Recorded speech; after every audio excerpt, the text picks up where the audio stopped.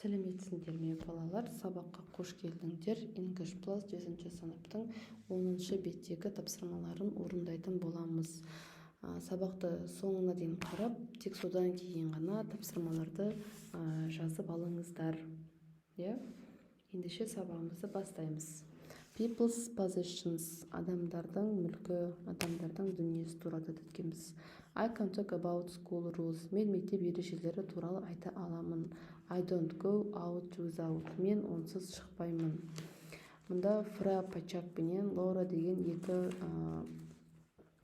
оқушылар туралы әңгіме қозғайтын боламыз. I'm a monk and a monk doesn't go out without his robes. Мен монахпын, және де монах ешқайда өзінің сырт киімінсіз, яғни халатсыз шықпайды дейді. Халат дегені мына оранып алған киімі, In Thailand, most Buddhist school boys become monks for a year. A monk lives with almost no possessions. A monk lives in a monastery and he is supposed to wear orange robes. A monk doesn't wear jeans or t-shirts. Таиландта буддистердің көпшілігі, яғни мектеп оқушылары бір жылға монах болды. Олар өздерінің иелігінсіз, заттарынсыз өмір сүреді. Олар монастырда тұрады екен, өмір сүреді, және де қызғылт сары халат киеді екен. Мына сырт киімден айтып тұр. Олар джинсы немесе футболка кимейді. It's against the rules to have jewelry and mobile phones in the monastery, but we are allowed to have some family photos. My only other possessions are a bowl, a cap, sandals, and an umbrella. Every day, very early in the morning, we walk around the streets with our bowls, and the people give us food. Why? We aren't supposed to have money, so we can't buy food. Бізде дейді, яғни жаңағы мына балаларда, осындай монастырда оқитын балаларда ешқандай да өздерімен бірге әшекей бұйымдар ұстауға болмайды екен, телефондар ұстауға болмайды екен. Бірақ оларға отбасының суреттерін ұстауға, сақтауға болады екен.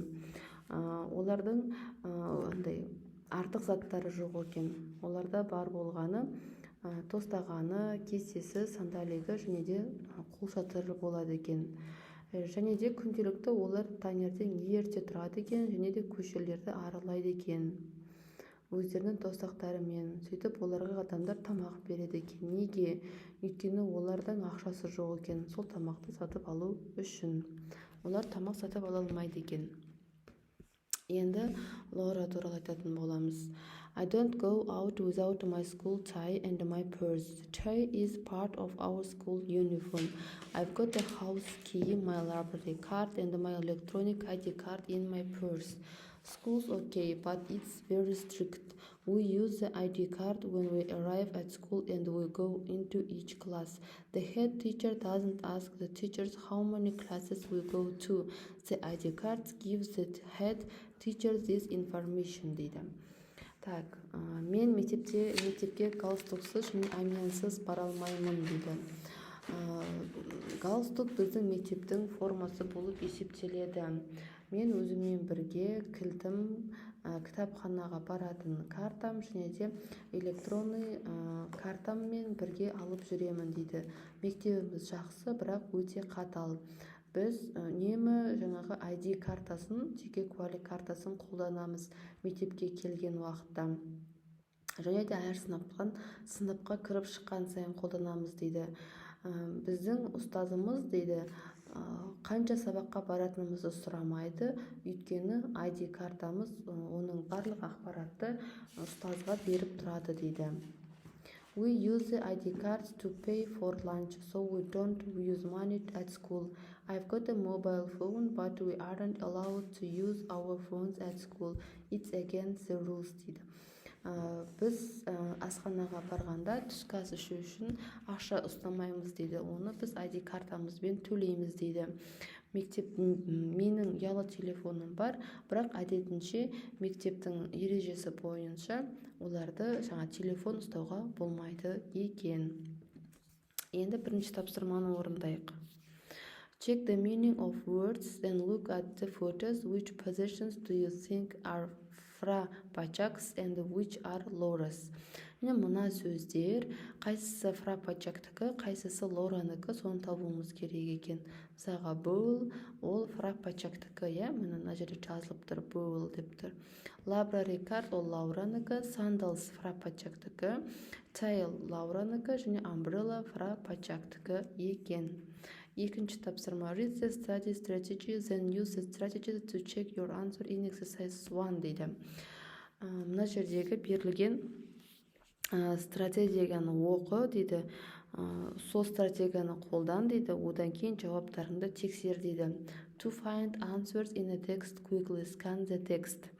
Мәтіндегі жауаптарды жылдам табу үшін сканерле.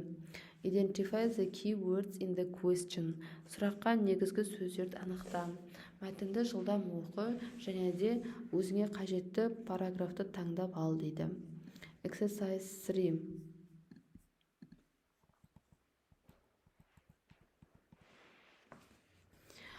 Listen and read the text and write true or false, correct the false sentences. True дегеніміз дұрыс, false дегеніміз қате. Соны белгіле дейді. Thai monks wear orange t-shirts. Thai monks'тар, монахтар қызғылт сары футболка киеді дейді. Ол дұрыс емес, false. Thai monks wear orange robes. Олар өздеріне қызғылт сары халаттарын киеді. Monks don't talk to their families on mobile phone. Монахтар өздері отбасымен телефон арқылы сөйлеспейді. Дұрыс, true. People give money to the monks. Адамдар оларға ақша береді. False. People give food to the monks. Оларға адамдар тамақ береді. All the students at Laura's school wear a tie. Дұрыс, Лаураның мектебінде оқушылардың барлығы галстук киеді. Дұрыс. Laura doesn't go into her classes without a library card. Laura өзінің класына жаңағы кітапхана картасымен кіріп шықпайды дейді. Laura doesn't go into classes without her ID card. Яғни ол өзінің класына ешқандай да бір кабинетке кірмейді екен, ID картасы арқылы, жеке куәлік картасы арқылы. Laura uses an ID card instead of money. Лаура ID картты ақша үшін де қолданады. Дұрыс, яғни асханада ақысын төлейді екен. Келесі exercise 4. Complete the sentences with the words in the text in blue. Көкпен берілген сөздерді пайдалана отырып, орындарды толтыр дейді. We aren't supposed to have money. Бізге ақша қажет емес. It's against the rules to have jewelry. Ол жерде бізде мектептің ережесі, ешқандай зат қолданбау қажет. We are allowed to have some family photos. Біз оларға кішкене отбасылық суреттер сақтауға рұқсат береміз. We aren't allowed to use our phones at school. Біз өзімізге біз ұялы телефон қолдануға рұқсат бермейміз. Exercise 5. Ask and answer the question. Сұрақтарға жауап бер. Are you allowed to take mobile phones to school? Yes, we're allowed to take mobile phones to school, but we aren't supposed to use them in lessons. Сендер мектепте ұялы телефон ұстауға рұқсат береді ме дейді. Рұқсат береді мектепте ұстауға, бірақ сабақ үстінде қолдануға болмайды. Are you allowed to wear jewelry at school? Мектепке әшекей бұйымдар тағуға рұқсат береді ме? Жоқ, біздің мектепте рұқсат бермейді. No, we aren't allowed to wear jewelry at school. What are you supposed to do when you arrive every morning?